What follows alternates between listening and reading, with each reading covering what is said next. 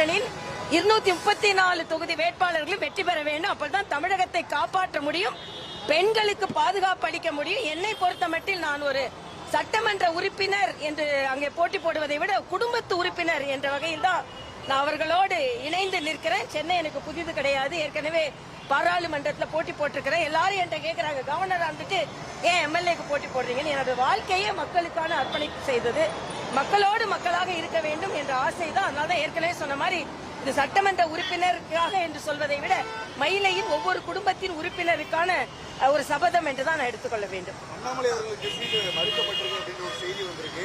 இது உட்கட்சியிலேயே இல்ல ஆதரவாளர்களிடையே ஒரு அதிருப்தி ஏற்படுதுன்னு நினைக்கிறீங்களா? இல்ல, இது மறுக்கப்பட்டதுன்னு சொல்ல முடியாது. தம்பி அண்ணாமலை போட்டி போட்டிருந்தால் நன்றாக தான் இருந்திருக்கும். ஆனா கட்சி ஒவ்வொரு முறையும் ஒவ்வொருவருக்கு என்று அவர்களுக்கு அந்த பணி கொடுக்கப்படும். அந்த பணி நிச்சயமாக தம்பி அண்ணாமலை அவர் விருப்பப்படியே எல்லா பொறுப்புகளும் வரும். இங்கே வாய்ப்புகள் மறுக்கப்பட்டிருக்கிறது என்று சொல்வதை விட இந்த நேரம் இவர்களெல்லாம் களப்பணியில் இருக்கட்டும் அப்படின்ற ஒரு தகவலை தான் கட்சி சொல்லி இருக்கிறது. அதனால பாரதிய ஜனதா கட்சியை பொறுத்த வரைக்கும் யாருக்கும் வாய்ப்பு மறுக்கப்படுவது கிடையாது, யாரும் புறக்கணிக்கப்படுவதும் கிடையாது. நீங்க வேட்பாளர் பட்டியலை பார்த்தாலே தெரியும், நெடுநாளாக கட்சிக்கு உழைத்தவர்கள், ஈடுபாடாக இருந்தவர்கள், அவர்களுக்கு தான் இடம் கொடுக்கப்பட்டிருக்கிறது. அதனால யாரும் புறக்கணிக்கப்படவில்லை என்பதை நான் தெரிவித்துக் கொள்கிறேன். சீனியர் லீடருக்காண்டி புதிய நபர்களுக்கு இளைய தலைமுறைக்கு வாய்ப்பு மறுக்கப்படுது அப்படிங்கிற ஒரு இது இல்ல, இது ரொம்ப தப்பான வாதம்.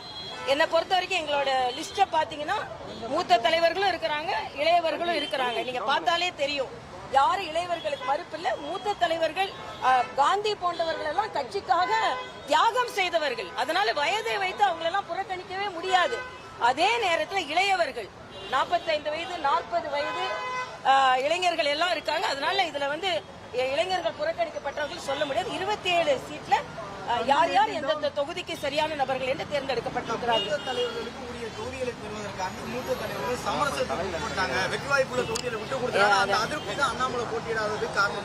அதெல்லாம் சொல்றாங்க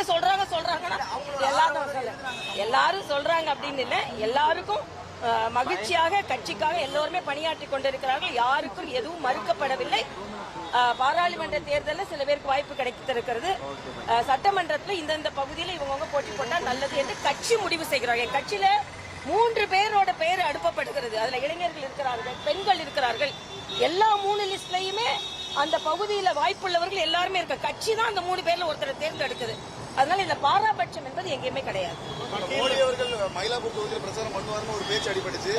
மோடி அவர்கள் உங்களை ஆதரிச்சு இல்ல, அவர் அது பத்திரிகை செய்தி தான். அவர் இன்றைக்கு இடைப்பட்ட நேரத்தில் வருவதுதான். அந்த நீங்க சொன்ன மாதிரி ரோட் ஷோ எல்லாம் திட்டமிடப்படல. அது தவறான செய்தி.